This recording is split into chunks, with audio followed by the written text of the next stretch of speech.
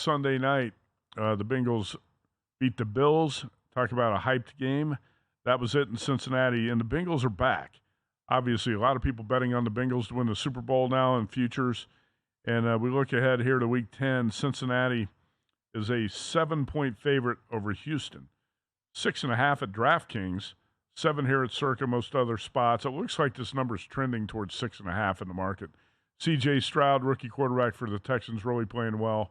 But Jamar Chase, Bengals wide receiver, questionable to play this week. Wes, it's just a bit of a flat spot for the Bengals, too, off that Bills game. And Joe Burrow getting a lot of hype here at DraftKings on the Twitter account today. Joe Burrow's MVP odds before Week 9, 20-1. Now, 7-1. Mm-hmm. And you remember how many people were riding off the Bengals after, Week 3 when they got off to such a bad start?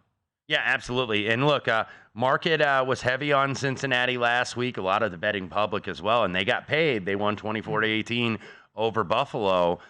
So bettors are going to go back to him again. You know, when a team is good to you, you're going to go back to him again. That's a natural instinct, of course. But when I look at some of the profiles, and keep in mind this Bengals team is playing better, yes, I know, than they were at the start of the season. But if you look in terms of like the overall, DVOA, I think the Bengals are ranked 11th in the NFL, and the Houston Texans are only rated 13th behind them. So Houston Texans actually number 9 offensively, Bengals 11th offensively. A little bit of difference in the defense, though. 11th best for the Bengals, 18th best for Houston. But does that indicate a 7-point line here?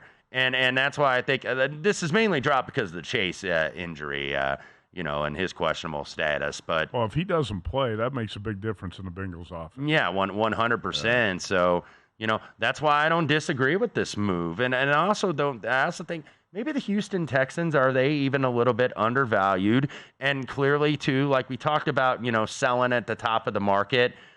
Last segment, we were mentioning Arizona and Colorado on the college football gridiron on Saturday.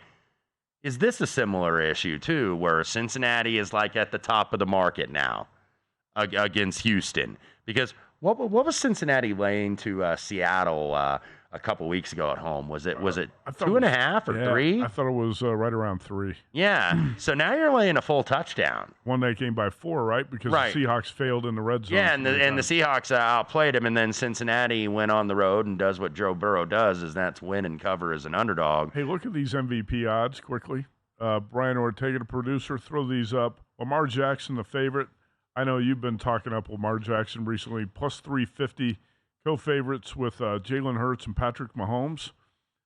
Why the hell is Tua at plus 650 and Joe Burrow's at 7-1? Tua's out of it. Well, he's out of it. Because you have a Miami offense, by the way, that is. Look, I'm not defending it either. I don't disagree with you. Tua was terrible against the Chiefs the other day, and that's not the first time he's like, come on. I'm not going to say he's out of it. But do I think Joe Burrow should be a shorter price than Tua? Yes. Yes. Yes, absolutely. I don't disagree with you. If you're betting Tua plus 650, you got to find a new hobby. Because they're going to keep him kind of in that mix unless, Miami loses 2 or 3 more games because of the offensive numbers that they are putting up. Drop Tua to 10-1 at least. Seriously. I think 9-1, 10-1, probably fair. It's probably fair to have him the 5th choice because those guys right behind him, I certainly don't think should be above him. Any long shots you see on there that you think you get back into the discussion? Do you still think Jared Goff? Yeah, he's still at that number, 40-1. I know he drifted a little bit, and they lost a game, bad performance at Baltimore, but this is still a 6-2 team.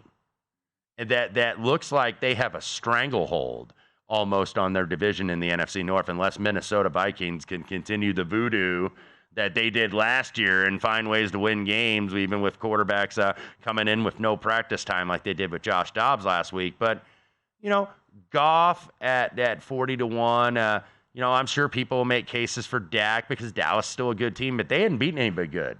They beat up the crappy teams, but they don't beat the good teams. So that's why I'd still take a pass on Dak at that number, but Goff would be the only one on that right side I would look at. There's no chance I'm taking Dak. No.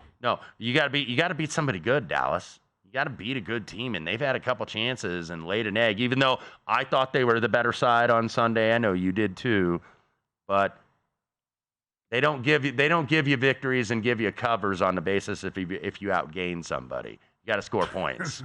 Go to VSiN.com/subscribe to become a VSiN Pro subscriber today.